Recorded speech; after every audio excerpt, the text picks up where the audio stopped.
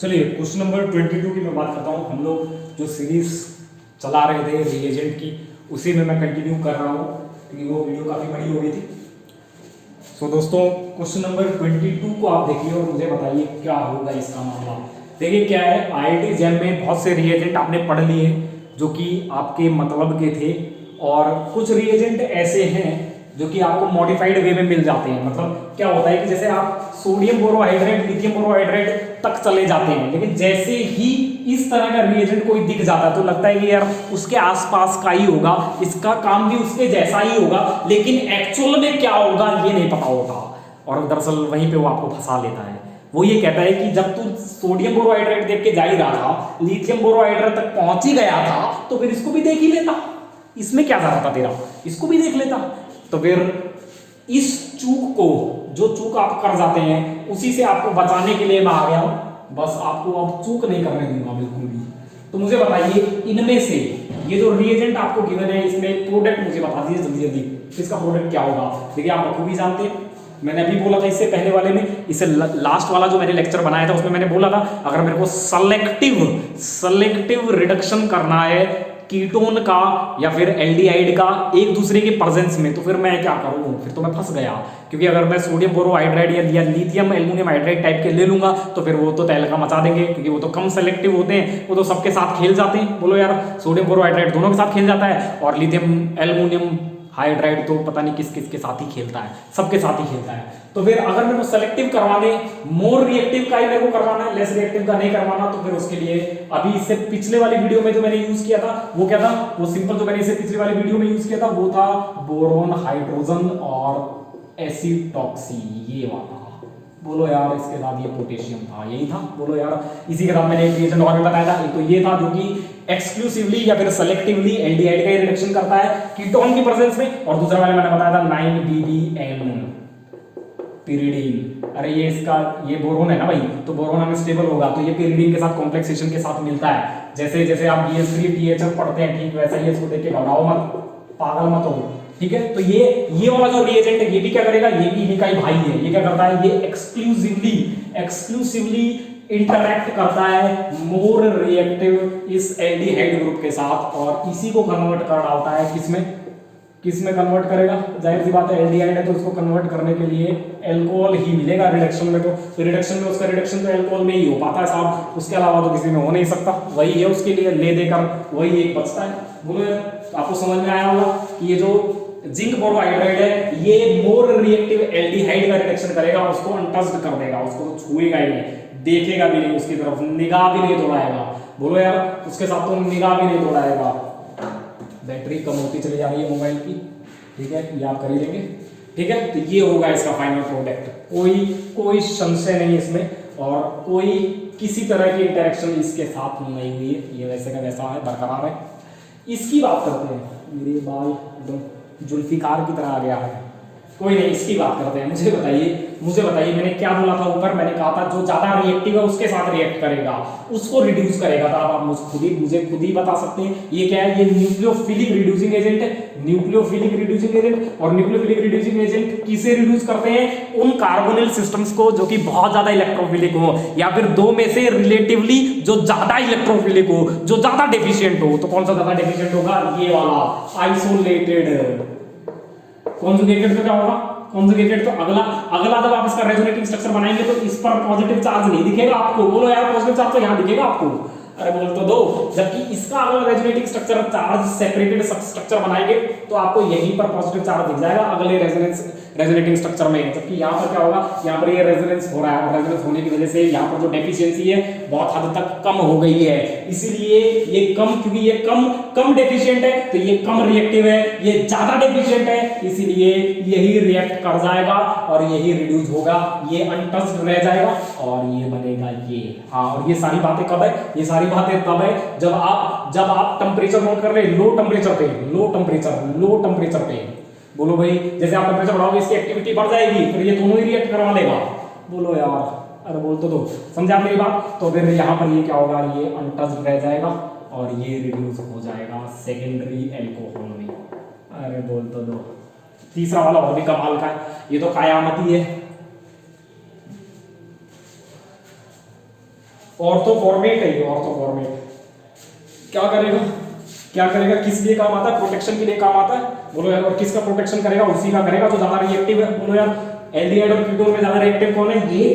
तो इसका क्या हो जाएगा, एसिटाइलेशन हो जाएगा, ठीक है, एसिटाइलेशन हो जाएगा। और एसिटाइलेशन को, जो एसिटाइलेशन हुआ, और बोलो जो एसिटल बना, उस एसिटल को स्टेबलाइज करने के लिए +3 सीरियम मौजूद है। तो यहाँ पर एसिटाइलेशन, उसको स्टेबलाइजेशन दोनों ही मिल रही है। तो ये तो क्या हो जाएगा, ये तो इस चक्कर में ही उलझ जाएगा, बोलो, और अपना काम नहीं करेगा। जो इसका काम है, इसका रिडक्शन होना चाहिए, उस रिडक्शन में नहीं पड़ेगा, क्योंकि ये किसी और चीज में पड़ गया है। ये एसिटाइलेशन में चला गया है, और इस एसिटाइलेशन को स्टेबलाइज करने के लिए यहाँ सीरियम आयन भी है। तो फिर इसका लफड़ा तो इसी में ही होके रह जाएगा। और फिर जो लेस रिएक्टिव है ये कीटो, दरअसल इसके साथ ये सोडियम बोरोहाइड्राइड इंटरेक्ट करके इसे रिड्यूस कर डालेगा। बोलो यार, अरे बोलो तो ये वही तो है कि अगर आपको लेस रिएक्टिव को रिड्यूस करवाना है तो आपको मोर रिएक्टिव को प्रोटेक्ट करना पड़ेगा। वो प्रोटेक्शन ही तो है ये, बोलो यार। तो प्रोटेक्शन मैंने करवा दी, इस ऑर्थोबोरेट के साथ मैंने एसिटाइलेशन करवा दिया, और वो जो एसिटाइलेटेड सिस्टम था उसको स्टेबलाइज करने के लिए ये सीरियम आयन ले लिया। तो ये पूरा सिस्टम स्टेबलाइज हो जाएगा। एसिटाइलेटेड सीरियम कोऑर्डिनेटेड ये सिस्टम बन जाएगा जो कि स्टेबल है। और अब ये बचेगा, और इस सोडियम बोरोहाइड्राइड को केवल यही दिखेगा और कहेगा अच्छा चलो इसी पे अटैक कर लेते हैं, और क्या जा रहा है अपना, इस पे अटैक कर लेगा, इससे रिड्यूस कर देगा। और फिर अंत वाले स्टेप में आप फिर से डीप्रोटेक्शन करवाएंगे, तो फिर आपको वापस मिल जाएगा ये CHO ग्रुप। बोलो यार, ये CHO ग्रुप आपको वापस मिल जाएगा। ये चेन, इस चेन से तो कोई लेना देना है ही नहीं, और ये बन जाएगा OH। बोलो यार, समझ में आया क्या आपको? अरे समझ में आया क्या? चलते हैं आगे अगले सवालों की तरफ, वो और भी इंटरेस्टिंग। चलिए क्वेश्चन नंबर 25 की बात करते हैं। 25 में ये आपको डाइबेल दे रखा है, डाइआइसोब्यूटाइल एल्युमिनियम, ये एक रिड्यूसिंग एजेंट है। और यहाँ पर आपको इसके साथ दे रखा है ब्यूटाइल लिथियम। ये भी क्या है, ये भी एक न्यूक्लियोफाइल भी आप कह सकते हैं, न्यूक्लियोफाइल भी आप कह सकते हैं, और आप बेस भी कह सकते हैं। डिपेंड करता है सिचुएशन पे, सिचुएशन किस तरह की है। बोलो यार, अरे अगर इसे आप अल्फा बीटा अनसैचुरेटेड कीटोन दिखाओगे तो 1,2 एडिशन करेगा। बोलो यार, और 1,3 डाइकार्बोनिल सिस्टम दिखाओगे तो फिर ये मिथाइलिन, जो फ्लैंकिंग हाइड्रोजन होते हैं, जो कि एसिडिक फ्लैंकिंग हाइड्रोजन होते हैं, उन्हें एब्स्ट्रैक्ट कर लेगा। दोनों ही काम करता है, मतलब इनोलेट बनाने में भी काम आता है, और फिर अल्फा बीटा अनसैचुरेटेड कीटोन्स में 1,2 एडिशन के भी काम आता है। यही होता है, बोलो यार। और ये जो है, ये डाइबेल, ये क्या है, ये न्यूट्रल इलेक्ट्रोफिलिक रिड्यूसिंग एजेंट है। किसकी तरह? बोरेन की तरह ही। बोलो यार, लेकिन अगर ये दोनों कॉम्बिनेशन में इस तरह से आ जाए तो फिर ये क्या होगा, यहां पे मैं कह दूंगा डाइआइसोब्यूटाइल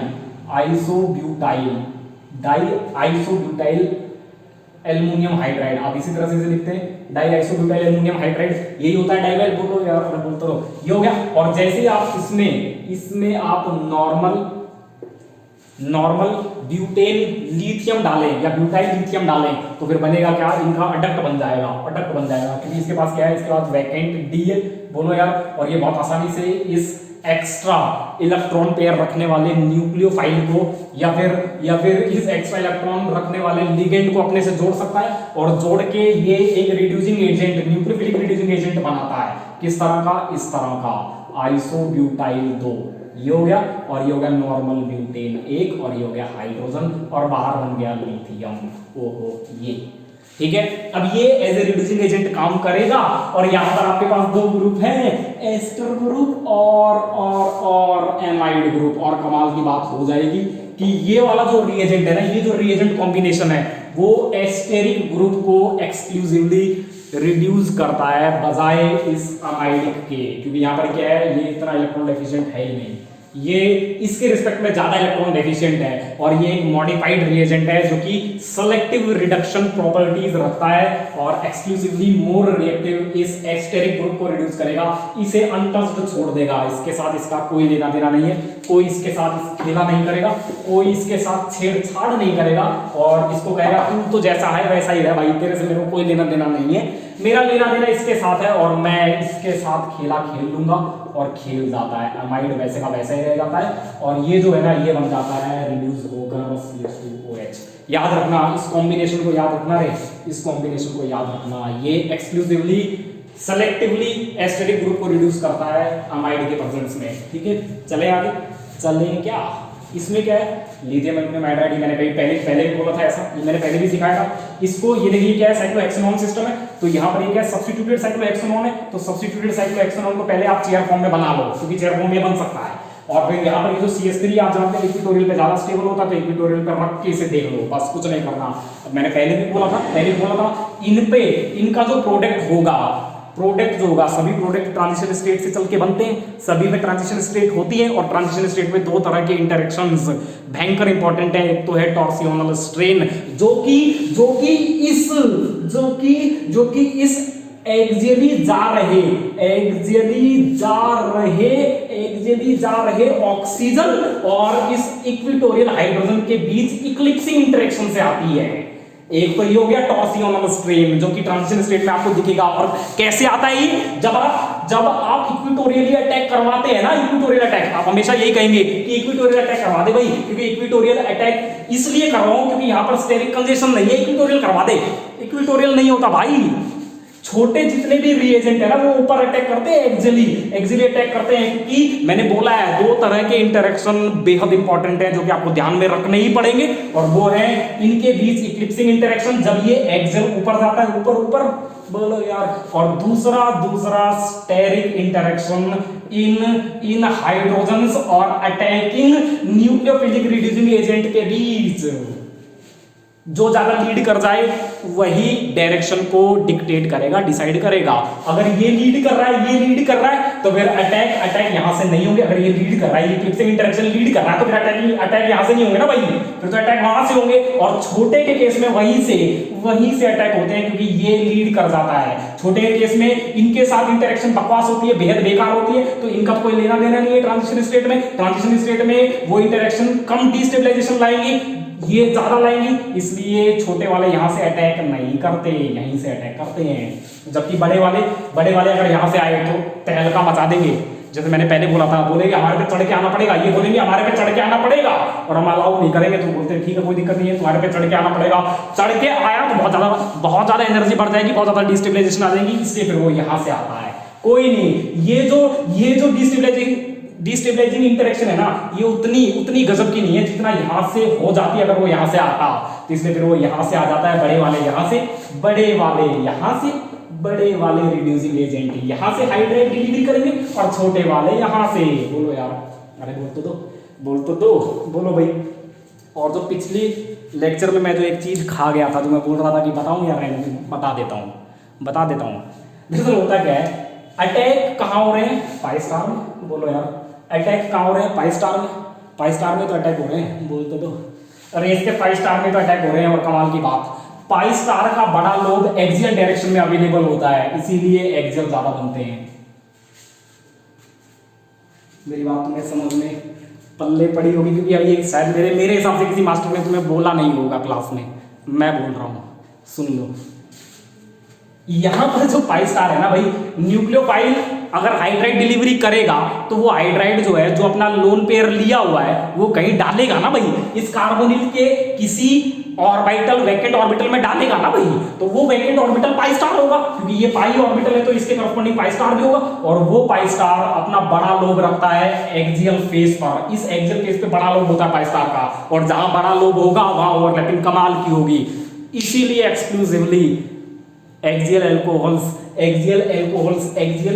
मतलब एक्सक्लूसिवली, इसीलिए यहां से एक्सियल अटैक बहुत आसानी से हो जाते हैं। इक्विटोरियल एल्कोहल ज्यादा बनते हैं बजाय एक्सियल एल्कोहल्स के, क्योंकि एक्सियली इस तरफ अगर मैं देखूं तो 5 स्टार का छोटा लोब है, तो यहां पर ओवरलैप घटिया होगी, यहां पर ओवरलैप कमाल की होगी, इसीलिए अटैकिंग रिएजेंट ज्यादातर ऊपर से अटैक करते हैं।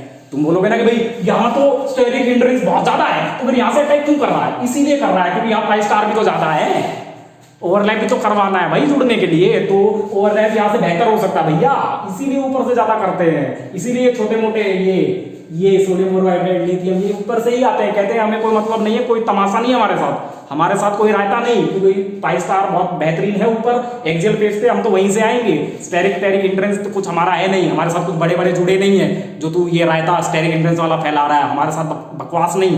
तो इसलिए लिथियम एल्यूमिनियम हाइड्राइड और सोडियम बोरोहाइड्रेट नहीं मानते हैं किसी की, और ऊपर से ही अटैक करते हैं, क्योंकि उन्हें दिख रहा होता है कि 5 स्टार बहुत बड़ा है, वहां पर है। लेकिन दिख तो इन्हें भी रहा होता है, लेकिन ये करे क्या बेचारे बड़े वाले, ये ऐसे वाले एल सेलेक्ट्राइड और ये वाले करे क्या, लेकिन इनका बड़ा साइज है, अलाउ नहीं करता इनको एडजस्ट होने के लिए, एल्बोइंग कर देते हैं, ये धक्का मारते हैं एक दूसरे को, तो वो सिस्टम में मान्य नहीं है, चलेगा नहीं। समझे आप मेरी बात, सिस्टम को डिस्टेबलाइज कर डालेगा। तो फिर इसके केस में क्या होगा, एक्सियल अटैक होंगे, और एक्सियल अटैक से बनेगा क्या, इसके केस में इक्वेटोरियल अल्कोहल, बोलो यार, इक्वेटोरियल हाइड्रेट डिलीवरी ऐसे हो जाएगी, बोलो यार। और इसके केस में क्या होगा, ये यहाँ से अटैक करेंगे, यहाँ से यहाँ से यहाँ से, और यहाँ से अटैक करेंगे तो हाइड्राइड नीचे जुड़ जाएगा, बोलो यार, हाइड्राइड ऐसे जुड़ जाएगा और वो ऐसे ऊपर चला जाएगा, बोल तो दो, अरे बोलो यार, बोलो भाई। इसको याद रखना रे, इसका नाम मैंने लिख दिया है, इसको याद रखना पक्का 100%, किलो दिमाग में डाल लो इसको। चलिए भाई, क्वेश्चन नंबर 27 की बात करते हैं। क्वेश्चन नंबर 27 आपको समझ में आ रहा होगा, साइक्लिक सिस्टम्स बहुत इंपॉर्टेंट है, और यही आपको रीजियोकेमिकल सेलेक्टिविटी और स्टीरियोकेमिकल सेलेक्टिविटी रिलेशनशिप्स सिखा पाते हैं।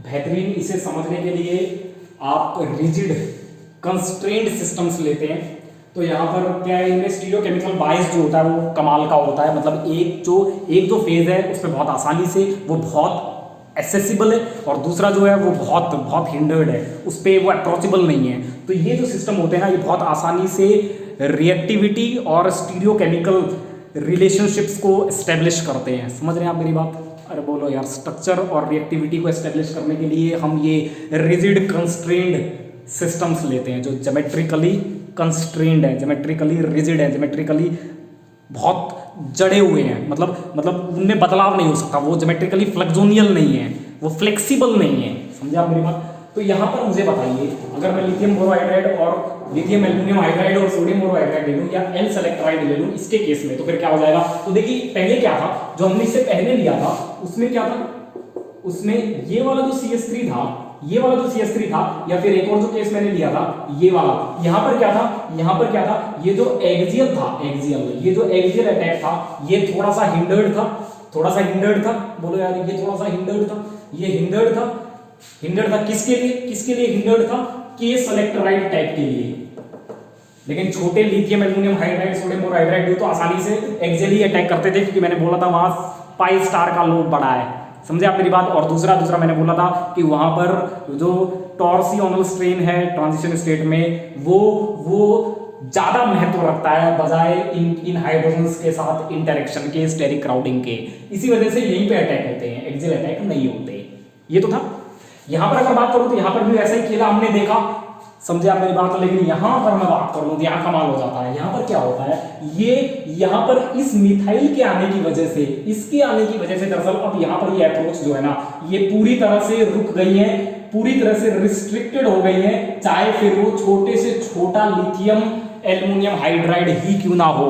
लेकिन आपके मन में बात आएगी, सर इससे भी छोटा एक और भी तो है। क्या? मैं कहूंगा हाँ है ना, इलेक्ट्रॉन।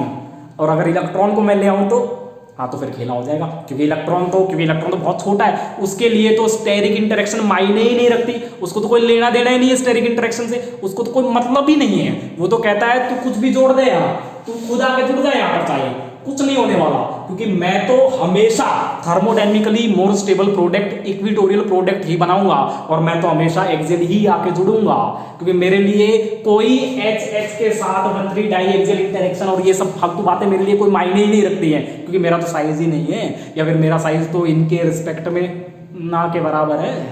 समझे आप मेरी बात। तो मेरी बात बहुत ध्यान से सुनना रहे हो, सुनो, कमाल हो गया। इसी में तीसरा सवाल भी जोड़ लो, सोडियम अमोनिया बर्थ रिडक्शन वाला, बर्थ रिडक्शन जोड़ लो, जोड़ डालो, होगा क्या? लिथियम एल्युमिनियम हाइड्राइड, मैंने क्या बोला, मैंने कहा कि अब ये क्या करेगा, ये स्टेरिक हिंड्रेंस लगा देगा, और अब ये कहेगा चाहे छोटे से छोटा एल्युमिनियम बोरोहाइड्राइड, एल्युमिनियम हाइड्राइड लिया या फिर सोडियम बोरोहाइड्राइड लिया, लेकिन यहां पर अब तेरा इंटरेक्शन, तेरा अप्रोच रिस्ट्रिक्टेड है, तो यहां से नहीं आ सकता। जितनी आसानी से तू यहां पर खेल गया था ना, यहां पर खेल गया था, उतनी आसानी तू यहां नहीं खेल सकता। इसका मतलब अब यहां से अप्रोच ज्यादा प्रीफरेबल है, ज्यादा आसान है। इसलिए अब ये दोनों भी जो कि ऐसे केसेस में एक्सियली आ रहे थे, अब इन केसेस में ये भी क्या करेंगे, इक्विटोरियली ही आएंगे। बोलो यार, क्योंकि अब यहां पर मिथाइल आ गया है और अब वो आने नहीं देगा, वो कहेगा ना मुन्ना ना, अब नहीं, हो गया बस। तो फैला लिया रहता तूने वहां पे, बहुत फैला लिया, अब नहीं। अब मैं तेरे को भी वैसे ही ट्रीट करूंगा जैसे कि मैं एल सेलेक्टिवाइड या फिर के सेलेक्टिवाइड को ट्रीट करता हूं, तो फिर अब ये दोनों ही एक ही तरह के प्रोडक्ट देंगे, मतलब दोनों ही क्या करेंगे, दोनों ही क्या करेंगे, दोनों ही क्या करेंगे, इक्विटोरियली अटैक करेंगे, और इक्विटोरियल अटैक होगा तो फिर ये क्या बन जाएगा, एक्सियल एल्कोहल। बोलो यार, हाइड्राइड यहां रह जाएगा, OH यहां आ जाएगा। बोल तो दो, अरे बोलो ना यार, समझे आप मेरी बात? दोनों के केस में यही बनेगा। ये क्योंकि छोटे हैं तो इसकी अमाउंट थोड़ी कम होगी, 76%, 77% इतनी होगी, और ये तो बहुत बड़ा है। इसमें क्या होगा, इनके साथ क्या होगा, एक दो मॉलिक्यूल फिर भी मानेगा नहीं, कर जाएगा अटैक। होते ना कुछ बिगड़े होते जो मानते नहीं है, तो एक दो तो अटैक कर जाएगा, नहीं मैं तो कर दूंगा, मैं तो करूंगा, क्योंकि मेरे को पाई स्टार बड़ा लोड दिख रहा है तेरा वहां पे, तो वो किसी की भी ना मानते हुए और पूरा रिस्क लेते हुए यहाँ पे अटैक कर ले जाएंगे। और इसी वजह से जो बचा हुआ 24% है वो इक्विटोरियल ही है। इक्विटोरियल, ये कौन सा आइसोमर है, ये एक्सियल आइसोमर है क्योंकि इक्विटोरियल अटैक हुआ था, वो इक्विटोरियल आइसोमर है क्योंकि एक्सियल अटैक हुआ है, तो वो मानेंगे नहीं। कुछ है जो ढीठ होते, मानते नहीं है, जो कि कंसीडर नहीं करते इंटरेक्शन को। बोलो यार, तो वो 24% अटैक कर ले जाएंगे, लेकिन मेजर प्रोडक्ट यही बनेगा। समझे आप मेरी बात? बोलो यार, अरे बोल तो दो, बोलो भाई, अरे बोलो भाई, समझे आप मेरी बात? के सेलेक्ट्राइड के केस में, एल सेलेक्ट्राइड के केस में भी ऐसा होगा, लेकिन इसके केस में क्या होगा, क्योंकि ये तो इसका साइज तो बहुत बड़ा है, तो ये तो साइज डिफरेंशिएटिंग मॉलिक्यूल है, ये तो साइज डिफरेंशिएशन इसका तगड़ा है, वहां से जाएगा तो वहां तो आग ही लगा देगा, वहां तो आग ही आग कर देगा। बोलो यार, इसलिए वहां से तो जाएगा ही नहीं, एक्सियली तो आएगा ही नहीं, सारा इक्विटोरियली ही आएगा। और इसके केस में फिर 99% बन जाते हैं ये एक्सियल वाले, एक्सियल एल्कोहल। समझे आप मेरी बात? अरे बोलो यार, समझे? चलते हैं आगे। हाँ, वो वाला वो क्या बनेगा, वो थर्मोडायनेमिकली मोर स्टेबल बनाएगा। और थर्मोडायनेमिकली मोर स्टेबल कौन है? ये तो है नहीं, क्योंकि इनमें तो 1,3 डाइएक्सियल इंटरेक्शन है, ये तो है ही नहीं, बिल्कुल मर गई नहीं। कौन है thermodynamically more stable alcohol? Equatorial वाले। और इसी वजह से खेला हो सकता है, पक्का ही हो जाएगा तुम्हारे साथ में, मैं जानता हूं ना।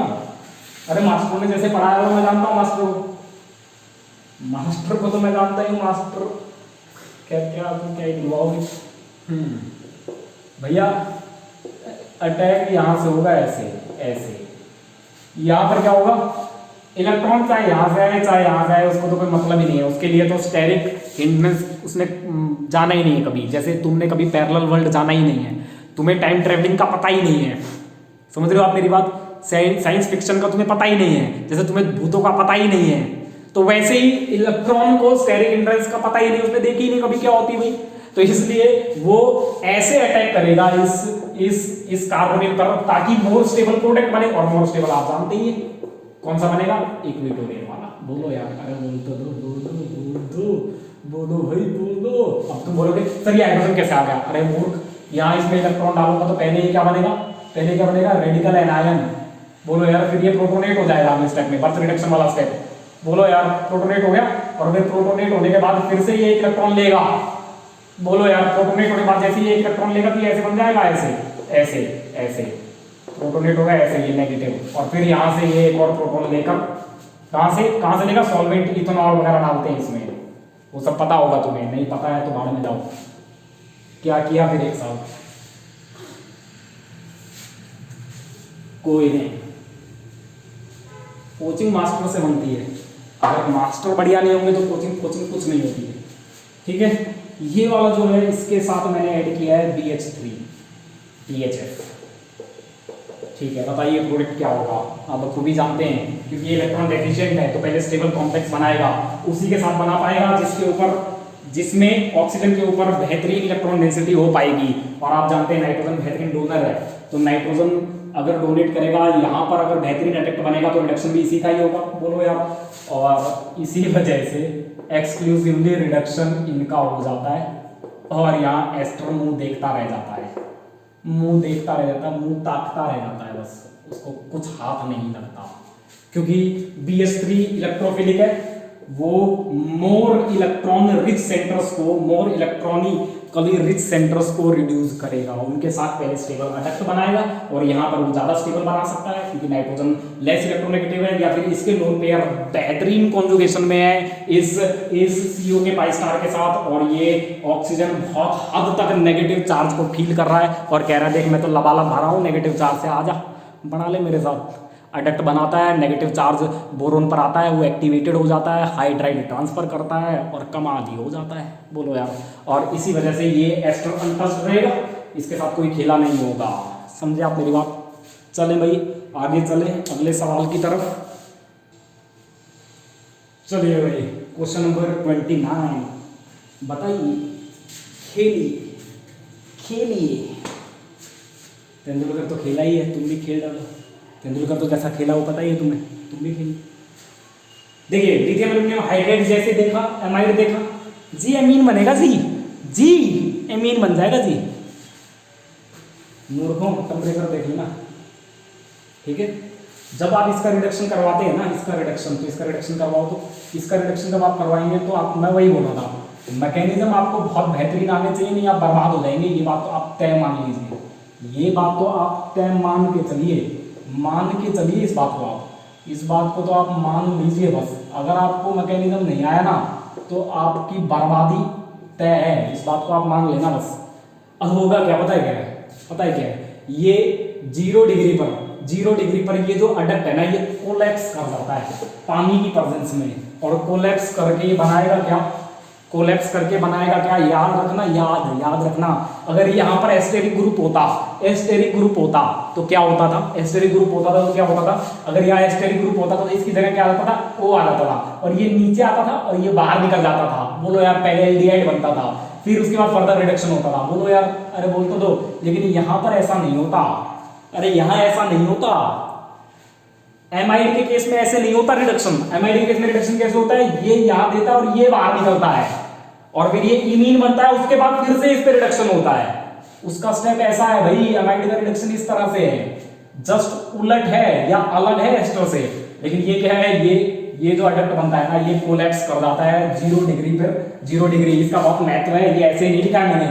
0 डिग्री पर ये कोलैप्स कर जाता है पानी की प्रेजेंस में, और बनता क्या है, एल्डिहाइड।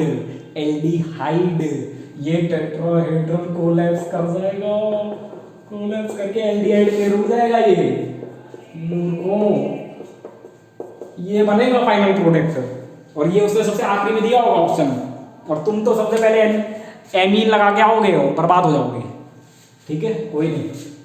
ये वाला बताइए, निकल और कैटालिटिक हाइड्रोजनेशन है, ये कैटालिटिक हाइड्रोजनेशन, ये भी कैटालिटिक हाइड्रोजनेशन है। पहले ये हाइड्रोजन रिड्यूस करता है प्लेटिनम को, और फिर उसके बाद ये एक्टिवेटेड प्लेटिनम रिड्यूस करता है इसको।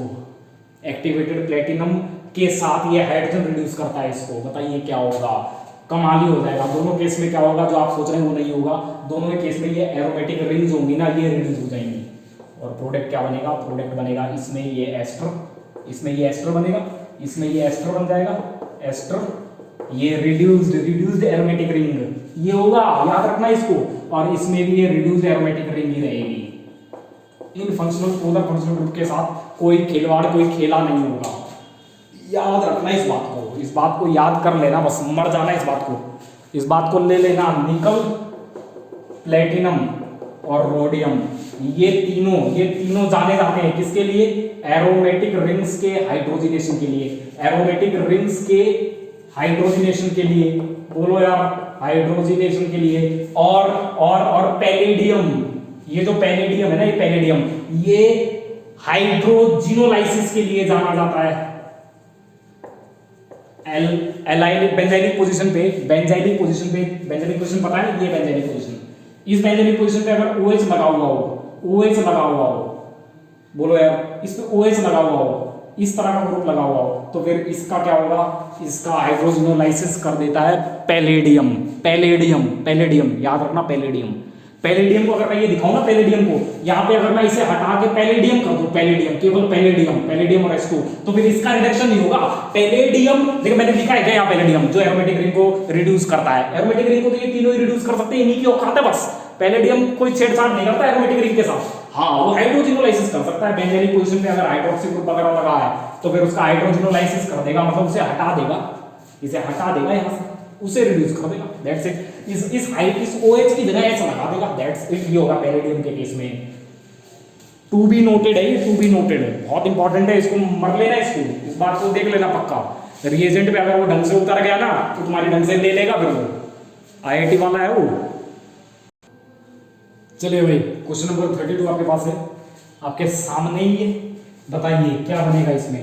अभी मैंने बोला था पैलेडियम है, और पैलेडियम एरोमेटिक रिंग के साथ कोई खिलवाड़ नहीं करेगा, पोलर ग्रुप्स के साथ तो वैसे ही खिलवाड़ नहीं करता है। तो बचा क्या, बचा सिंपल ये डबल बॉन्ड। तो इस सिंपल डबल बॉन्ड को वो क्या कर देगा, केवल रिड्यूस करवा देगा। ना ही उसको लेना देना इस एरोमेटिक रिंग के साथ है, और ना ही उसे लेना देना इस कीटो ग्रुप के साथ है। उसे कोई मतलब ही नहीं है, बात ही नहीं करेगा, ना एरोमेटिक रिंग से बात करेगा, ना उस कीटो ग्रुप से बात करेगा। कहेगा डबल बॉन्ड मेरे काम का है, बस उसे रिड्यूस करवा लूंगा, उसे ही रिड्यूस करता है। समझा मेरी बात। इसे बताइए, ये हमने पहले भी पढ़ा था, वो एडामेंटेन टाइप सिस्टम, वो एडामेंटेन जो मैंने पिछली बार बताया था। तो यहाँ पर क्या होगा, सिंपल ये क्या है, बेहतरीन रिड्यूसिंग एजेंट है, सुपर रिड्यूसिंग एजेंट है ये तो यार, बोलो यार। और ये क्या करेगा, सिंपल है, सिंपल इस OTS को निकाल के बाहर फेंक देगा और इसकी जगह H जोड़ देगा। बोलो यार, वहां पर भी OTS तो था, बोलो यार, वहां पे मैंने H जोड़ दिया था, CH2OTS था ऊपर वाली पोजीशन पे, सबसे ऊपर वाली एक्सियल पोजीशन पे था नहीं क्या, CH2OTS। मैंने ये जैसे ही दिखाया था वहां पर, उसने ये सुपर रिड्यूसिंग एजेंट है, निकाल के बाहर फेंकता है इस लिविंग ग्रुप को, गजब के लिविंग ग्रुप को, और इसकी जगह लगा देता है हाइड्रोजन, और फुली सैचुरेटेड सिस्टम देता है। आ सकता है ऐसा सारा, बहुत इंपॉर्टेंट है, ये ध्यान रखना इसका।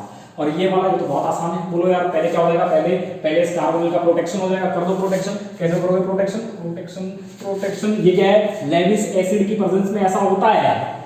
प्रोटेक्शन का आपने पक्का ही पढ़ा होगा, मैकेनिज्म नहीं पढ़ा तो मत पढ़ना, क्योंकि अब कोई मतलब नहीं है पढ़ने का, ठीक है। और दूसरा रेने निकल दिखा दिया, ये तो A बन गया, ये हो गया A आपका। फिर रेने निकल दिखा दिया, और रेने निकल, अब मेरी बात ध्यान से सुनाइए, O नहीं है, ये S है, S। और रेने निकल क्या करता है, हाइड्रोजिनोलाइसिस, और हाइड्रोजिनोलाइसिस करके इसे भी SH और यहाँ पर क्या करेगा, रिडक्शन कर देगा पूरी तरह से। तो बनेगा क्या, ये बनेगा ये कंप्लीट, यहाँ हाइड्रोजन, कंप्लीट रिडक्शन ये करना लेगा, ये बनाएगा फाइनल प्रोडक्ट। बोलो भाई, ये बनाएगा फाइनल प्रोडक्ट। अरे बोल तो दो मूर्खों, समझा मेरी बात। इसी तरह के और सवाल मैं आपको देता हूँ, और सीखिए और समझिए। चलिए भाई क्वेश्चन नंबर 35, बहुत देखा आपने, बहुत खेला है इसके साथ तो इतना खेला ना, साला किसी के साथ नहीं खेला इसके साथ। तो ऐसी कमाल की चीज़ है, लेकिन यही आपको लफड़ा देके जाएगी, यही आपके नाक में दम कर देगी, और आपको कहीं का नहीं छोड़ेगी, ये बात तय है। क्योंकि ये रिजल्ट तो आपने पक्का देखा है, ये तो आपने बखूबी देखा है, आपने ये भी देखा है, लेकिन आपने इसका प्रोडक्ट नहीं देखा। बताइए क्या होगा, पहले तो बर्थ रिडक्शन होगा। ये क्या है, इलेक्ट्रॉन डोनेटिंग ग्रुप है, और जब भी इलेक्ट्रॉन डोनेटिंग ग्रुप्स के साथ बर्थ रिडक्शन होता है तो हम जानते हैं एक डबल बॉन्ड ये रह जाता है और एक डबल बॉन्ड ऐसे रह जाता है। बोलो यार, अरे बोल तो ऐसे होता है। और अगर इलेक्ट्रॉन विड्रॉइंग ग्रुप की बात करूं, जैसे मैं मान लो इलेक्ट्रॉन विड्रॉइंग ग्रुप ये ले रहा हूं, बोलो यार इलेक्ट्रॉन विड्रॉइंग ग्रुप में ये ले रहा हूं, तो इलेक्ट्रॉन विड्रॉइंग ग्रुप अगर ये ले रहा हूं, तो अब अगर मैं इनका अगर मैं रिडक्शन करूं, बर्थ रिडक्शन, तो आपको समझ में आता है इनका बर्थ रिडक्शन से क्या बनेगा, इसके बर्थ रिडक्शन से आपको बखूबी समझ में आता है। इस तरह के सिस्टम बन जाते हैं। बोलो यार, अरे बोल तो दो, इस तरह के सिस्टम बन जाते हैं। बोलो यार, अरे ऐसे बनते हैं सिस्टम, ऐसा ही होता था। लेकिन यहाँ पर इलेक्ट्रॉन डोनेटिंग है, तो जिस कार्बन पर ये इलेक्ट्रॉन डोनेटिंग सब्स्टिट्यूएंट जुड़ा हुआ है वो क्या हो जाएगा, वही डबल बॉन्ड भी बनाएगा। यहाँ पर जिसके साथ इलेक्ट्रॉन विड्रॉइंग जुड़ा हुआ है उसके साथ ये डबल बॉन्ड नहीं होगा। बोले उसको एक छोड़ के होता है। मैकेनिज्म से आपको समझ में आता होगा, और मैकेनिज्म नहीं आता तो फिर बस फिर तो अब क्या ही कहूँगे।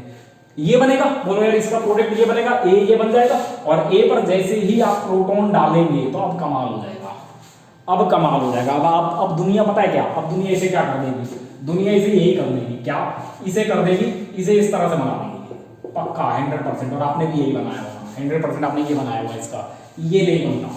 ये तब बनता है जब आपके पास इसके साथ पानी भी हो, लेकिन मैंने पानी नहीं दिया है, मैंने पानी के लिए नहीं बोला, मैंने प्रोटॉन ही बोला है केवल। और प्रोटॉन बोला है तो फिर क्या हो जाएगा, सिंपल कुछ नहीं होगा, ज्यादा दिमाग लगाने की जरूरत थी नहीं, और वो पहला आंसर वही देगा और आप वही लगा क्या होगे 100% गारंटीड। उसने सिंपल H प्रोटॉन दिया, कुछ नहीं करना है, दिमाग लगाना ही नहीं था। क्या करना था, क्या करना था, सिंपल इसको यहाँ लेना था और इसको इस प्रोटॉन से प्रोटोनेट करवा देना था, दैट्स इट, खत्म, OME, दैट्स इट, खत्म, गया, खत्म, दैट्स इट, कुछ करना ही नहीं था, यही था बस, इसके अलावा कुछ नहीं करना था भाई, हो गया, बस यही करना था। अरे बोल तो दो, less stable isolated double bond को more stable conjugated double bond में बदलना था, दैट्स इट, हो गया। और अब इसका वो यूज करवा लेगा, तो फिर इसी के आगे वो क्या दे देगा, इसके आगे वो दे देगा कोई डाइनोफाइल, और वो सिग्मा ट्रॉपिक करवाने 4+2 साइक्लोएडिशन करवाने के चक्कर में होगा, और तुम बना लोगे ये, और फिर तुम कहोगे नहीं सर आगे तो हमारा फिर हुआ ही नहीं, तो होगा ही नहीं, क्योंकि बनेगा वो। और ये क्या है, ये एक बेहतरीन डाइन है, और यहाँ पर ये डाइनोफाइल है, कोई इलेक्ट्रॉन की ड्राइंग ग्रुप CN टाइप लगा दिया, अब वो करवा रहा है 4+2 साइक्लोएडिशन, आप बना रहे हैं ये, तो मेरे पास बनाते रहिए, कोई मतलब ही नहीं है रिएक्ट करवाने का।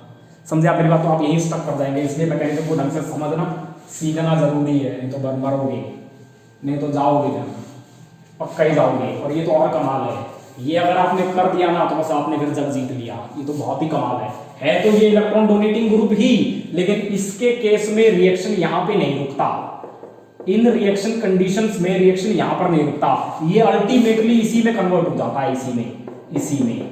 और आपको ये नहीं मिलेगा, ये आइसोलेट नहीं होता, ये नहीं मिलेगा आपको प्रोडक्ट आपको यही मिलेगा, ये आइसोमराइज होकर आइसोमराइज प्रोडक्ट यही मिलता है। तो आपसे वो प्रोडक्ट पूछ सकता है और प्रोडक्ट यही मिलता है, यही आपके हाथ में आता है, ये नहीं आता, तो ये मत बना देना, ये नहीं आइसोलेट होता भाई, यही बनता है, ये चाहे बीच में बनता हो, लेकिन ये आइसोमराइज होकर इन रिएक्शन कंडीशंस में ये आइसोमराइज होकर इसमें बदल चुका होता है, और आपके हाथ में वही आता है, ये नहीं आता। तो यहां मत छोड़ देना, बर्बाद हो जाओगे, नहीं तो इन रिएक्शन कंडीशंस में रिएक्शन यहां तक नहीं रुकता, वो वहां तक चला जाता है। इस बात का ध्यान रखना, पढ़ाया होगा तो बहुत बढ़िया, नहीं पढ़ाया होगा तो बस समझ लो किससे पढ़े हो।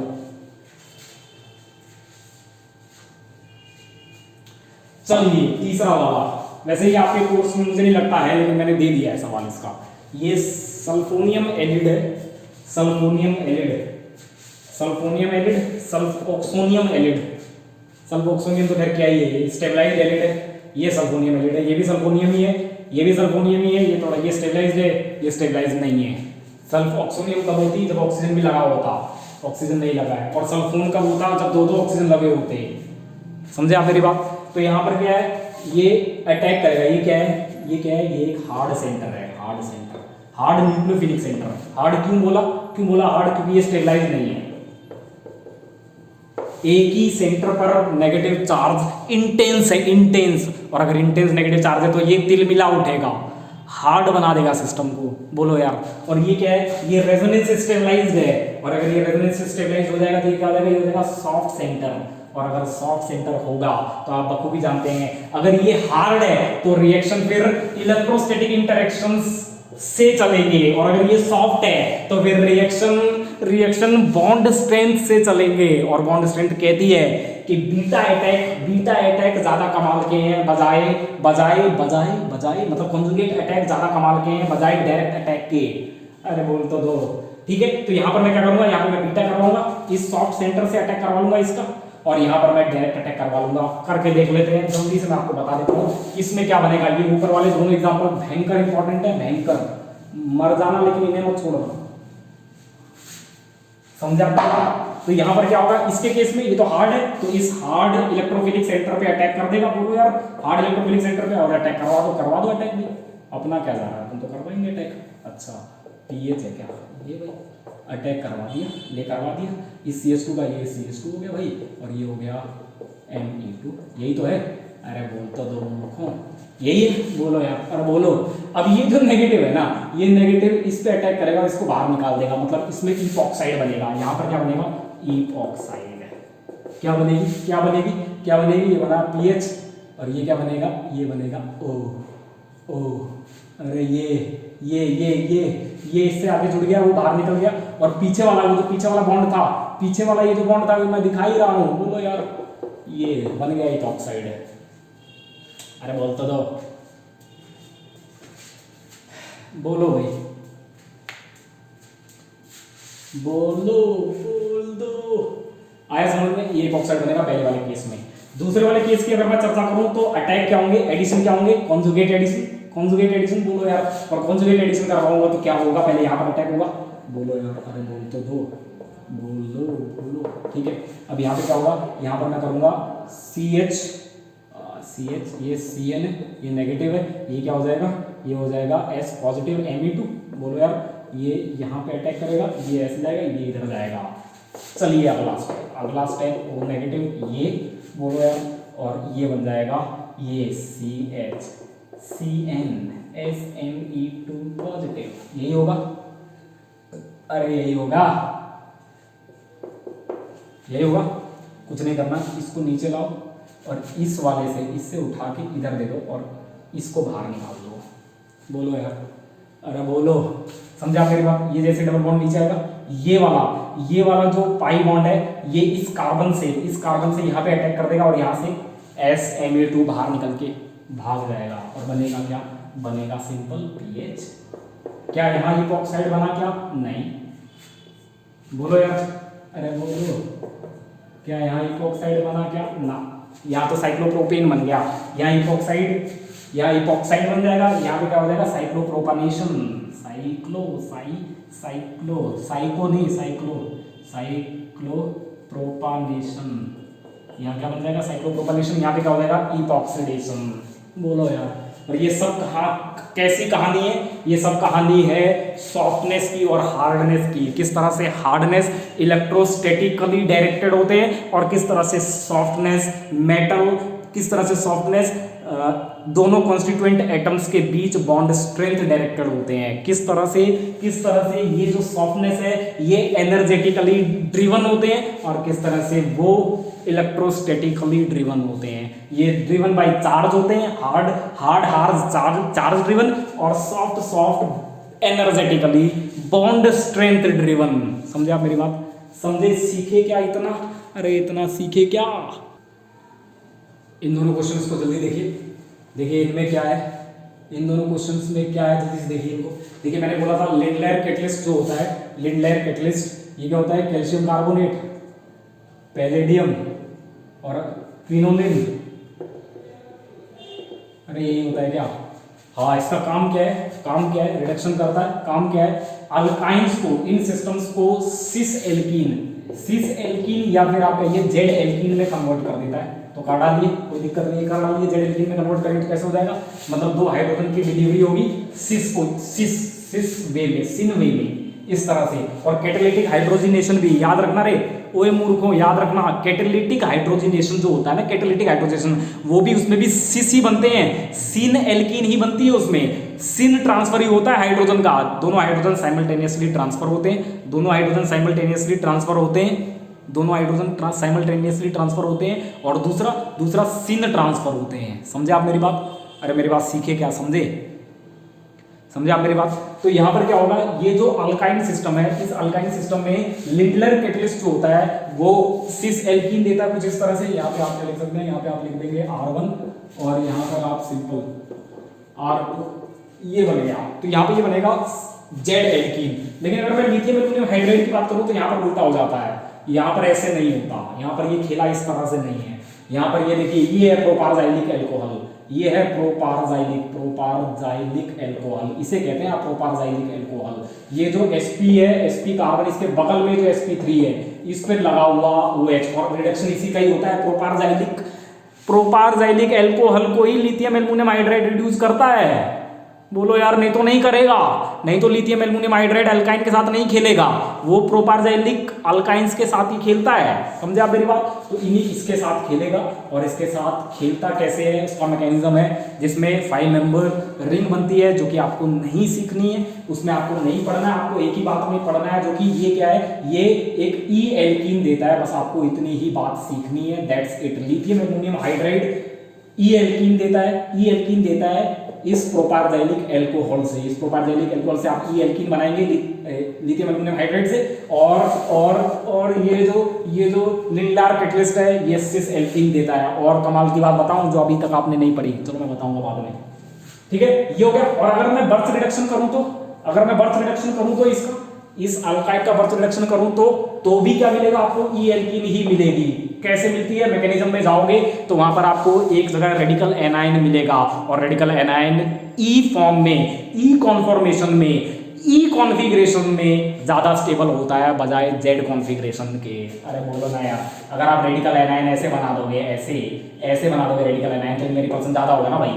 तो इसलिए रेडिकल एनायन मैकेनिज्म के दौरान जो रेडिकल एनायन बनता है वो अपने आप को ज़्यादा स्टेबल पाता है ई ज्योमेट्री में, इसीलिए फाइनल प्रोडक्ट भी ये एल्कीन ही बनता है, ई एल्कीन ही बनता है बर्थ रिडक्शन में भी और लिथियम एल्यूमिनियम हाइड्राइड में भी, जबकि लिंगलार कैटलिस्ट के साथ सिस एल्कीन बनता है। ध्यान रखना इसका। यहां पर बात करते हैं। देखिए मैंने बोला था, ओहो मैंने बोला था रोडियम, याद रखना रोडियम, मैंने याद बोला था निकल, प्लेटिनम और रोडियम क्या करते हैं, तीनों ही क्या करते हैं, एरोमेटिक रिंग का हाइड्रोजनेशन कर दो भाई। इसके साथ एरोमेटिक रिंग का हाइड्रोजनेशन कर दो तो बनेगा क्या, ये तो बन गया इस तरह से OH लगा रहेगा, हाइड्रोजन लाइसिस ये करते नहीं है। बोलो यार, हाइड्रोजन लाइसिस इनके बस की नहीं है। पैलेडियम के बस की, इसको रिड्यूस करना नहीं है, हाइड्रोजन लाइसिस करवाना है तो करवा देगा, ये तो जो का त्यों बना रहेगा, हाइड्रोजन लाइसिस करवा देगा। सीख गए होंगे आप। बोलो यार, अरे बोलो। चलिए भाई, अब आता है मोस्ट इंपॉर्टेंट सवाल। अगर आपने ये कर दिया ना तो मतलब कमाल ही हो जाएगा। Most interesting most important question आपके सामने है। अगर आप इसको लगा ले गए तो आप समझिए कि आपकी प्रिपरेशन ठीक ही चल रही है, और अगर इसको नहीं कर पाए तो फिर मैं दावे के साथ कह रहा हूँ कि बस फिर बहुत गलत है, फिर आपके साथ गलत हो चुका है। कोई नहीं, बताइए सबसे पहले वाले में क्या होगा। देखिए क्या है, ब्यूटाइल लिथियम है, तो ब्यूटाइल लिथियम क्या करता है, क्या करेगा ये डायरेक्ट अटैक करता है। हम जानते हैं डायरेक्ट एडिशन के लिए जाना जाता है, डायरेक्ट एडिशन के लिए तब जाना जाता है जब यहाँ पर अल्फा बीटा अनसैचुरेटेड ग्रुप हो। अगर ये नॉर्मल यहाँ पर ये डबल बॉन्ड ना हो तब तो इसके पास चारा ही यही है कि ये यहीं पे अटैक करे। बोलो यार, अरे बोल तो दो, बोलो भाई, अरे बोल तो दो मूर्खों। और अगर यहाँ पर ये डबल बॉन्ड है और ये ब्यूटाइल लिथियम है तो आप क्या करेंगे, तो आप एक ही काम करेंगे। देखिए इन दोनों को अगर आप कंपेयर करें तो आप क्या कर रहे हैं, आप ये कर रहे हैं कि यहाँ पर क्या है, यहाँ पर जो ब्यूटाइल लिथियम है, ये जो ब्यूटाइल लिथियम है वो यहाँ पे भी अटैक कर सकता है, यहाँ पे भी अटैक कर सकता है, दोनों अटैक कर सकता है, लेकिन करता कहाँ है, जो ज्यादा इलेक्ट्रॉन डेफिशिएंट सेंटर है उसी पर अटैक करता है। बोलो यार, तो यहाँ पर अगर मैं देखूंगा तो यहाँ पर ये एल्डिहाइड ग्रुप है, एल्डिहाइडिक ग्रुप जो कि बहुत ज्यादा इलेक्ट्रॉन डेफिशिएंट है, इसलिए ये यहाँ पर आकर सिंपल जुड़ जाता है। लेकिन अगर मैं यहाँ देखूं तो यहाँ पर ये कार्बोनिल सेंटर इलेक्ट्रॉन डेफिशिएंट है ही नहीं, या रिलेटिवली बहुत कम डेफिशिएंट है, इस पे डेफिशिएंसी बेहद कम है। तो अब क्या होगा, अब कुछ और हो जाएगा। यहाँ पर डेफिशिएंसी बहुत थी तो ये सिंपल अटैक कर गया, यहाँ पर यहीं पे अटैक किया, इसके पास कोई चारा नहीं है। लेकिन यहाँ पर डेफिशिएंसी बेहद कम है, ना के बराबर है, तो फिर यहाँ पे अटैक क्यों करूं। यहाँ तो मैं चला गया काइनेटिक प्रोडक्ट के लिए, लेकिन यहाँ नहीं जाऊंगा क्योंकि यहाँ पर फिर मेरे को चाहिए कि यहाँ पर अब क्योंकि डेफिशिएंसी तो बेहद कम है, तो यहाँ पर अगर मैं जुड़ भी लूंगा तो क्या ही करूंगा। कौन सी चीज है जो मुझे डिराइव कर रही है यहाँ के लिए, इसकी हार्डनेस, लेकिन इसकी हार्डनेस तो बची ही नहीं क्योंकि यहाँ पर इसने बहुत ज्यादा दे दिया इसको। बोलो यार, तो फिर ये क्या करेगा, ये जो ब्यूटाइल ग्रुप है ना वो यहाँ आके नहीं जुड़ेगा, अब वो कॉन्जुगेट अटैक करके थर्मोडायनेमिक प्रोडक्ट बनाने की तरफ चला जाएगा। ओहो कमाल ही हो गया, गजब हो गई। अगर आप ब्यूटाइल लिथियम दिखाएंगे एल्डिहाइड को, क्योंकि एल्डिहाइडिक कार्बोनिल की डेफिशिएंसी बहुत ज्यादा होती है इसलिए यहाँ पर डायरेक्ट अटैक होते हैं। लेकिन अगर आपने अल्फा बीटा अनसैचुरेटेड अमाइड्स को दिखा दिया ब्यूटाइल लिथियम, तो यहाँ पर ये कार्बोनिल उतने गजब के डेफिशिएंट नहीं है, या फिर ये मरे नहीं जा रहे इलेक्ट्रॉन डेंसिटी के लिए, इलेक्ट्रॉन डेफिशिएंसी उतनी ज्यादा ये फील नहीं कर रहे, इसलिए ये कहते हैं कि कोई दिक्कत नहीं, यहाँ पे आएगा तो भी ठीक ही है, लेकिन यहाँ से यहाँ से आएगा तो फिर बेहतरीन थर्मोडायनेमिक प्रोडक्ट मिल के बनाएंगे। समझे आप मेरी बात, कमाल हो जाता है, रिवर्स प्रोसेस हो जाती है। यहाँ पर डायरेक्ट अटैक होते हैं और डायरेक्ट अटैक होकर ये क्या बनता है, ये 1-2 प्रोडक्ट बनता है। बोलो यार, अरे बोल तो दो, ये बनेगा 1-2 प्रोडक्ट, इट इज 1-2 प्रोडक्ट। लेकिन यहाँ पर 1-4 प्रोडक्ट बनता है।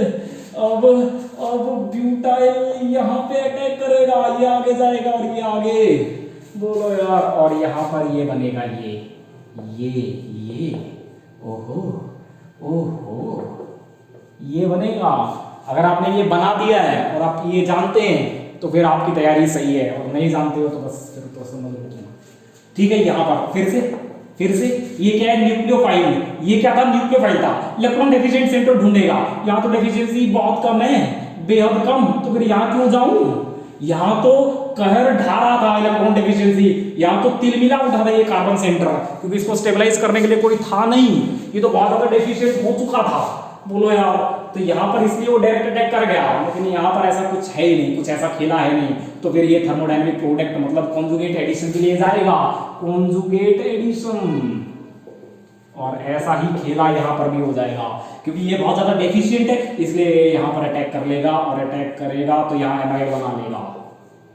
बोलो यार, अरे बोलो, बोल तो दो, बोलो भाई।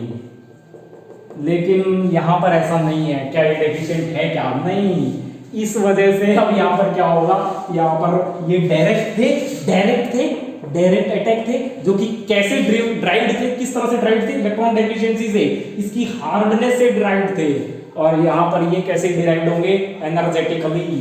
बोलो यार, बोलो, अब ये तो इतना डेफिशिएंट रहा नहीं, तो ये यहाँ मुंह नहीं मारेगा, यहाँ पर जाएगा, और जैसे यहाँ जाएगा तो बस भैया जी, बस ये बना देगा।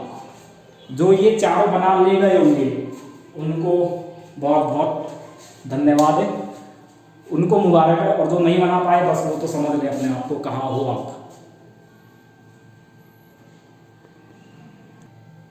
चलिए भाई, क्वेश्चन नंबर 42 देखिए, क्वेश्चन नंबर 42 क्या है, क्वेश्चन नंबर 42 गजब ही है।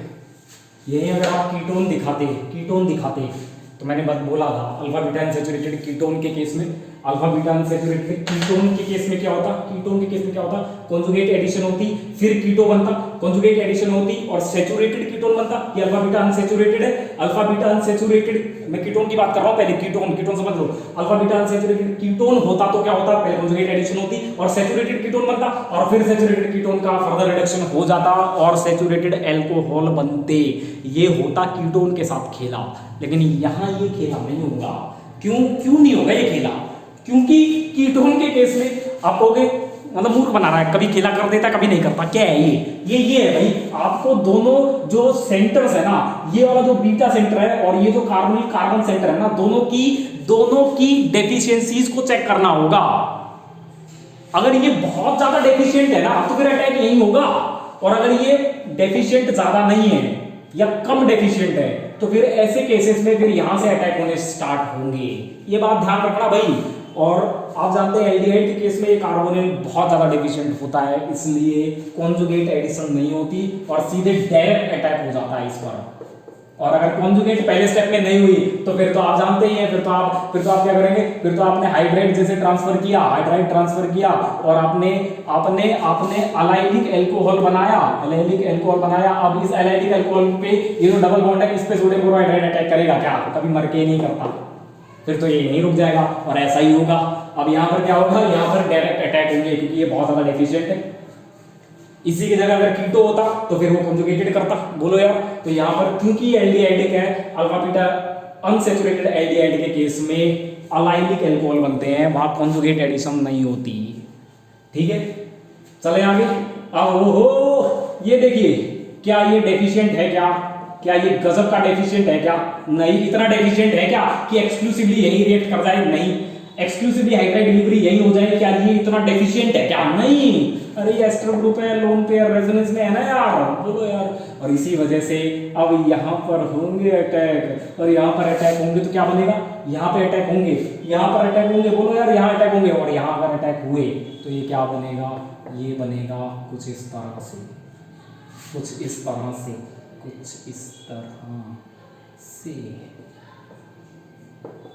बोलो यार, अरे बोल तो दो। ये बनेगा, अरे बोलो भाई, बोल तो दो। अब ये नीचे आएगा तो ये प्रोटोनेट हो जाएगा, इथेनॉल आपको दिया प्रोटोनेट हो जाएगा, तो दोबारा ये क्या ही बन जाएगा? दोबारा ये यही बन जाएगा। बोलो भाई, इट इज द प्रोडक्ट, ये आपका प्रोडक्ट बनेगा। इसमें बताइए तो MCPB है, याद आ रहा होगा आपको क्या है ये? अरे याद आ रहा होगा आपको, MCPB ऑक्सीडाइजिंग एजेंट है, काम आता है बेयर विनेगर ऑक्सीडेशन में, बेंजाइलिक ग्रुप। ये साइक्लोहेक्साइल ग्रुप, और आप जानते हैं साइक्लोहेक्साइल की माइग्रेटिंग टेंडेंसी, इसका माइग्रेटिंग एप्टीट्यूड ज़्यादा होता है, और अगर इसका ज़्यादा है तो फिर ऑक्सीजन कहाँ लगाएंगे, उसी की तरफ जिसका माइग्रेटिंग एप्टीट्यूड ज़्यादा होता है। ये आपका फाइनल प्रोडक्ट बनेगा। बोलो यार, अरे बोल तो दो मूर्खों। क्वेश्चन नंबर 46 देखिए, क्वेश्चन नंबर 46 अभी जो हमने किया था सोडियम बोरोहाइड्राइड वाला, वैसा ही है, बिल्कुल एकदम वही है, लेकिन इसी को अगर मैं ट्रीट कर दूं लिथियम एल्युमिनियम हाइड्राइड के साथ, तो एक बात ध्यान रखना, अगर आप हाई टेम्परेचर पे करते हैं ना, इसका रिडक्शन आप लिथियम एल्युमिनियम हाइड्राइड के साथ करते हैं, तो आप जानते हैं ये पावरफुल रिड्यूसिंग एजेंट है, पावरफुल रिड्यूसिंग एजेंट है, तो ये क्या करेगा, ये दोनों ही कर देगा, मतलब ये कॉन्जुगेट एडिशन करेगा, ये कॉन्जुगेट एडिशन, क्योंकि ये क्या है, ये बहुत मतलब तिल मिला रहा है, रिडक्शन के लिए, अटैक करने के लिए मरा जा रहा है। बोलो यार, पावरफुल रिड्यूसिंग एजेंट है, तो ये क्या करेगा, ये कॉन्जुगेट एडिशन भी करेगा और डायरेक्ट एडिशन भी करेगा, मतलब ये क्या करेगा, हाई टेम्परेचर, अब ये देखना, ये बात ध्यान की है, ये हाई टेम्परेचर है, ये लो टेम्परेचर है, लो टेम्परेचर में दोनों एक ही जैसा काम करते हैं, क्या, डायरेक्ट अटैक, केवल डायरेक्ट अटैक, जो कि मैंने करवाए थे पहले वाले सवाल में, डायरेक्ट अटैक केवल करते हैं, तो क्या बनेगा, एलाइलिक अल्कोहल। बोलो यार, यहाँ पे एलाइलिक अल्कोहल बन जाते थे, अरे बोल तो दो, केवल यही तो होता था रिडक्शन। बोलो यार, ये तो ऐसे ही रह जाता था, लेकिन लिथियम एल्युमिनियम हाइड्राइड के साथ हाई टेम्परेचर पर अब ये क्या करेगा, कॉन्जुगेट एडिशन कर लेगा, और कॉन्जुगेट एडिशन करेगा तो सैचुरेटेड अल्कोहल मिलेंगे। ठीक वैसे ही जैसा जैसा जैसा मैंने सिखाया था, जैसा इसके साथ सोडियम बोरोहाइड्राइड करता है, कॉन्जुगेट एडिशन करता है, फिर डायरेक्ट एडिशन भी कर लेता है, ठीक वैसे ही लिथियम एल्युमिनियम हाइड्राइड इस एल्डिहाइड के साथ, अल्फा बीटा अनसैचुरेटेड एल्डिहाइड के साथ हाई टेम्परेचर पे कर डालता है, दोनों ही अटैक कर डालता है, पहले कॉन्जुगेटेड फिर डायरेक्ट। समझे आप मेरी बात? अरे समझे क्या, सोडियम बोरोहाइड्राइड है और ये सेरिक सॉल्ट है, तो आप जानते हैं, खुद जानते हैं, पहले ये क्या करेगा, पानी से क्या करेगा, हाइड्रेट करेगा, हाइड्रेट बनाएगा और उस हाइड्रेट को स्टेबलाइज कर देगा, सीरियम+3 कर देगा।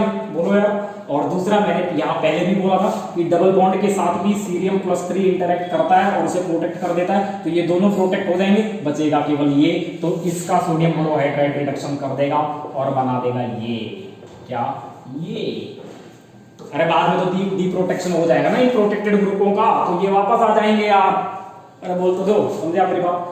इसकी बात करते हैं, यहाँ पर क्या होगा, यहाँ पे वही होगा, जो मोर जो रिएक्टिव ग्रुप है, मोर रिएक्टिव ग्रुप, उसका क्या हो जाएगा, प्रोटेक्शन हो जाएगा, और ये जो लेस रिएक्टिव है इसका रिडक्शन हो जाएगा, और इसके रिडक्शन से आपको मिलेगा क्या, मिलेगा मुझे ये CHO, मिलेगा मुझे OH। बोलो यार, कीटोन का रिडक्शन हो जाएगा और ये प्रोटेक्टेड हो जाएंगे, क्योंकि इनका क्या होगा, इनका हाइड्रेट बनेगा, पानी इसके साथ जुड़ के इसका हाइड्रेट बनाएगा ना यार, और उस हाइड्रेट को स्टेबलाइज कर देगा सीरियम+3 आयन। अब पल्ले नहीं पढ़ रहा है, या पढ़ रहा है तो बहुत अच्छा है, नहीं पढ़ रहा है तो कोई नहीं, केमिस्ट्री का भंडार है, मिलेंगे कभी किसी जगह मिलेंगे, किसी प्लेटफॉर्म पे, ठीक है, केमिस्ट्री को लेकर। चलिए, इसके अलावा कुछ सवाल और है जो मैं करवा देता हूँ। चलिए भाई, कुछ अंतिम सवालों की तरफ हम लोग चलते हैं। मुझे बताइए, इन दोनों का प्रोडक्ट क्या होगा? दोनों ही बहुत इंपॉर्टेंट है, अगर आपने रिएक्शन मैकेनिज्म ढंग से सीखा होगा, रिड्यूसिंग एजेंट कैसे काम करते हैं, किस तरह से ये वर्क करते हैं, कहाँ ये अटैक करते हैं, कैसे इनका अटैक होता है, अगर आपने ये ढंग से सीखा होगा तो आप बहुत आसानी से कर ले जाएंगे, कोई दिक्कत नहीं है। यहाँ पर ये क्या है, ये एक लेविस एसिड है, और आप जानते हैं लेविस एसिड इस ऑक्सीजन लोन पेयर के साथ इंटरेक्ट करेगा। बोलो यार, करेगा? हाँ बिल्कुल करेगा, एकदम करना ही चाहिए, एकदम करना चाहिए, अटैक बना ही लेना चाहिए। बोलो यार, कुछ इस तरह का बोल तो दो। और अब क्या होगा, ये क्या है, ये रिड्यूसिंग एजेंट है। बोलो यार, सोडियम साइक्लोबोरोहाइड्रेट, और ये रिड्यूसिंग एजेंट है। तो अब मेरी बात ध्यान से सुनना, अब मुझे बताइए रिंग ओपनिंग कैसे होगी? इस तरह से होगी जहां पर पार्शियल पॉजिटिव चार्ज ज्यादा स्टेबल होगा, और कहां ज्यादा स्टेबल होगा, 3 डिग्री पर। तो इसका मतलब रिंग ओपनिंग इस तरह से होगी और हाइड्राइड डिलीवरी यहां से होगी। तो मतलब इसके केस में जो प्रोडक्ट बनेगा वो कुछ इस तरह का होगा। बोलो यार, अरे बोल तो दो, बोलो भाई, बोलो बोलो बोलो बोलो। हाइड्रोजन और ये बनेगा, फिर वर्कअप के बाद ये हट जाएगा और यहां बन जाएगा OH। बोलो यार, ये बनेगा इन कंडीशंस में। और अगर मैं लिथियम एल्युमिनियम हाइड्राइड ले लूं तो यहाँ पर सिंपल क्या होगा, क्योंकि यहाँ पर तो आपके पास कोई लेविस एसिड है नहीं जो इस ऑक्सीजन को एक्टिवेट करे और फिर इस रिएक्शन को SN1 की तरह ले जाए। बोलो यार, जहां पर आपको देखना होगा कि पार्शियल पॉजिटिव चार्ज जहां ज्यादा स्टेबल होगा, अटैक वहीं पे होगा या रिंग ओपनिंग वहीं से होगी। बोल तो दो यार, लूज SN2 जिसे आप कहते थे, अरे ब्रोमोनियम आयन की ओपनिंग, समझे आप? तो उस तरह से ये लेविस एसिड खोलता, लेकिन यहाँ पर तो कोई लेविस एसिड है ही नहीं। बोलो यार, अब ये मत बोलना कि ये लिथियम खुलवा लेगा, लिथियम नहीं करता ये काम, बोल तो दो। तो सिंपल क्या होगा, क्या होगा, मतलब लिथियम इतना एक्टिवेट नहीं करेगा इसे कि इस तरह से ओपनिंग करवा दे, समझे आप मेरी बात। तो यहाँ पर ये जो एल्युमिनियम हाइड्राइड है ना, ये as a nucleophilic hydride transfer करेगा SN2 मैकेनिज्म से, जहां पर मायने रखती है वो बात कौन सी, स्टेरिक हिंड्रेंस वाली। और स्टेरिक हिंड्रेंस कहता है कि इस रिंग की ओपनिंग यहां से होगी, क्योंकि ये 2 डिग्री है और वो 3 डिग्री है। तो lithium aluminium hydride SN2 mechanism से इसकी रिंग ओपनिंग करेगा, जबकि ये सोडियम साइनोबोरोहाइड्राइड लेविस एसिड की प्रेजेंस में लूज SN2 मैकेनिज्म से इसे खोलेगा, जहां पर partial positive charge at 3 degree carbon centre ज्यादा मायने रखते हैं और वहीं पर हाइड्राइड डिलीवरी होगी। तो उसके केस में 3 डिग्री पर अटैक करेगा हाइड्राइड, और इसके केस में लेस हैंडेड 2 डिग्री पर अटैक करेगा हाइड्राइड। और यहाँ पर क्या होगा, यहाँ पर जो बनेगा वो रिंग ओपनिंग कुछ इस तरह से होगी, हाइड्रोजन जुड़ गया, ओहो ये लिथियम एल्युमिनियम हाइड्राइड वाला प्रोडक्ट है, बोलो यार, और ये प्रोडक्ट है सोडियम साइनोबोरोहाइड्राइड। अरे बोल तो दो मुझको, ये हो गया। ये वाला सवाल कर दो, ये वाला जो कर ले जाएगा ना कमाल हो जाएगा। मैंने आपका हर एक रिएक्शन जो आप कहते हैं ना नेम रिएक्शन बहुत सीखे, अब समझ में आएगा आप कितना सीखे हो नेम रिएक्शन, क्योंकि नेम रिएक्शन में सीखने का कुछ नहीं होता, मैकेनिज्म भी सीखने का होता है। नेम रिएक्शन सीखे, क्या सीखा नेम रिएक्शन में, मैकेनिज्म नहीं होता सीखने का, और कुछ नहीं होता उसमें। रिएजेंट तो आप प्रैक्टिस करते करते सीख लेते हैं कि ये रिएजेंट है और जी ये काम करता है, लेकिन कैसे करता है वही काम की चीज़ है, बताइए कैसे होगा। अरे बताओ कैसे होगा, सिंपल क्या है, ओजोन है, ओजोन ये ऐसे ही होती है ओजोन, बोलो यार, अरे बोल तो दो, बोलो यार। 1,3 डाइपोलर रिएक्शन है क्या ये, 1,3 डाइपोलर रिएक्शन, ये यहाँ जाएगा, ये यहाँ जाएगा, ये यहाँ जाएगा, ऐसे ही होगा, और ये बनेगा, ये बनेगा, बन गया, बोल तो दो, ये बनेगा। अब होगा क्या, मेरी बात बहुत ध्यान से सुनना, होगा क्या, ये जो इलेक्ट्रॉन पेयर है ना इस ऑक्सीजन पे, ये नीचे चलेंगे ऐसे, और ये उठकर यहां चला जाएगा और ये इधर आ जाएगा। तो इससे बनेगा क्या, एक तो स्टेबल मॉलिक्यूल आपका एसीटोन का बाहर निकल के गिर जाएगा, गिर गया ये तो बाहर गिर गया स्टेबल मॉलिक्यूल एसीटोन का, बोलो यार। और वो क्या बना, वो बन गया ये, ओहो ये ओहो एसीटोन ऑक्साइड बन गया, कार्बोनिल ऑक्साइड बन गया, बोलो यार ये बन गया। अब गजब ही है, कमाल है। आप क्या करते हैं रिएक्शन मैकेनिज्म में, आप इसको इसके साथ दोबारा रिएक्ट करवाते हैं, लेकिन इसके साथ ये दोबारा तब रिएक्ट करेगा जब सिस्टम में यही अवेलेबल हो। अगर इससे भी ज्यादा रिएक्टिव कुछ और अवेलेबल हो गया, जो कि यहाँ हो गया है, तो फिर ये इसके साथ रिएक्ट ना करके इसके साथ रिएक्ट कर जाएगा और बनाएगा क्या, बनाएगा ये, ओहो ये। अब ये यहाँ अटैक करेगा और ये अटैक करेगा यहाँ पर, और ये आ जाएगा यहाँ। अब बनेगा क्या, मेरी बात ध्यान से सुनना। ये आपके पास रिएक्शन मीडियम में यहाँ से मिला है, सही बात है, यहाँ से ये मिला, ये सही बात है, ये बरकरार भी रहेगा, लेकिन ये इसके साथ अब रिएक्ट नहीं करेगा, क्योंकि इससे भी ज्यादा रिएक्टिव यहाँ पर ये है। बोलो यार, अरे ये यहाँ पर ये क्या है, ये इसका क्या है, ये न्यूक्लियोफिलिक सेंटर है, ये इसका इलेक्ट्रोफिलिक सेंटर है। बोलो यार ये क्या है, ये न्यूक्लियोफिलिक सेंटर इस इलेक्ट्रोफिलिक सेंटर से इंटरेक्ट कर रहा है। तो इन दोनों सेंटर्स में अगर मैं बात करूं, इन दोनों सेंटर्स में तो ज्यादा इलेक्ट्रोफिलिक होना है ये वाला, तो ये O नेगेटिव इसके साथ इंटरेक्ट करेगा। बोलो यार, अरे बोल तो दो, इसके साथ इंटरेक्ट कर जाएगा, और करेगा तो क्या बनाएगा, सिंपल O CH2 O, ये Me ये बनेगा। पहले वाले का प्रोडक्ट ये होगा, जबकि दूसरे वाले का प्रोडक्ट क्या होगा, दूसरे वाले के पास तो कोई चारा ही नहीं है, दूसरे वाले के पास ये तो है नहीं, दूसरे वाले के पास क्या है, दूसरे वाले के पास जो एसीटोन निकला था वही है। बोलो यार, अरे यार तुम बोल नहीं रहे हो, दूसरे वाले के पास तो जो एसीटोन निकला था वही है, दूसरे वाले के पास तो जो एसीटोन, यहाँ पे तो जो एसीटोन निकला था यही है। तो ये इस पे अटैक कर देगा, ये ऊपर चला जाएगा, और इसके केस में क्या बन जाएगा, बोल तो दो, इसके केस में क्या बन जाएगा, बन जाएगा 2 मिथाइल ऐसे लगेंगी। बोलो यार, एक ये O नीचे और ये हो जाएगा O ऊपर, एक और O, ये यहाँ से ऐसे जुड़ा हुआ है, ये मिथाइल और ये मिथाइल, ये बन जाएगा इस वाला प्रोडक्ट, ये वाला प्रोडक्ट इसका बनेगा और ये वाला ये बनेगा। ध्यान रखना भाई, ध्यान रखना। ये कुछ रिएजेंट के सवाल थे। एक सवाल और रह गया, मैंने बोला था कि मैं आपको अल्काइन का बताऊंगा डाइवेल के साथ। डाइवेल अल्काइन के साथ रिएक्ट करके सिस एल्कीन देता है, ये बात ध्यान रखना, नोट कर लो इस बात को, आपको मिलेगी नहीं। सिस एल्कीन देता है, सिस एल्कीन। सो दोस्तों बहुत बढ़िया लगा मुझे आपके साथ जुड़ के। आपके रिएजेंट्स की नॉलेज कितनी है वो आप इस वीडियो के बाद देख पाएंगे, आप कितने पानी में हैं या कितना आपको बेहतर आता है। जो इन सवालों को कर ले गया होगा वो यकीन माने कि उसकी तैयारी बहुत तगड़ी है, चाहे फिर वो नेम रिएक्शन को लेकर हो, चाहे फिर वो रिएक्शन मैकेनिज्म को लेकर हो, चाहे फिर वो रिएजेंट को लेकर हो, उसकी तीनों में ही पकड़ दमदार है। अरे कुछ नहीं है यार, नेम रिएक्शन क्या है, रिएक्शन मैकेनिज्म ही तो है, रिएक्शन मैकेनिज्म ही तो आना चाहिए आपको, और रिएजेंट में रिएक्शन मैकेनिज्म ही लगता है। अगर आपको आप अगर ये कर गए ना तो मतलब इसका मतलब आपका रिएजेंट बहुत तगड़ा चल रहा है, इसका मतलब आपका रिएक्शन मैकेनिज्म ठीक ठाक है, बहुत बेहतर है। और नेम रिएक्शन में आपको उसके अलावा कुछ जानना नहीं होता, सिंपल यही जानना होता है कि क्या सबस्ट्रेट है, क्या रिएजेंट है और क्या प्रोडक्ट बनता है। अगर आपको रिएक्शन मैकेनिज्म आता है तो फिर तो आप खेल ही जाएंगे, कमाल ही हो जाएगा। बोलो यार, अरे बोलो। ओजोनोलाइसिस आपको आता है लेकिन आपको ये कॉन्सेप्ट नहीं पता कि ये ज्यादा रिएक्टिव इसलिए इससे रिएक्ट करेगा, तो फिर आपको क्या ही आता है, फिर आप क्या ही कर लेंगे। तो कोई ये सोच रहा है कि इसमें से नेम रिएक्शन कैसे चेक हुआ, ऐसे चेक हो गया। नेम रिएक्शन में क्या है, रिएक्शन मैकेनिज्म ही तो है, मैकेनिज्म तो देखते हो हर रिएक्शन का, वही इंपॉर्टेंट होता है। वो आपने यहाँ पे reagent as a reagent check कर ही लिया है। तो फिर दोस्तों मिलते हैं अगले वीडियो में, अगले सेशन में।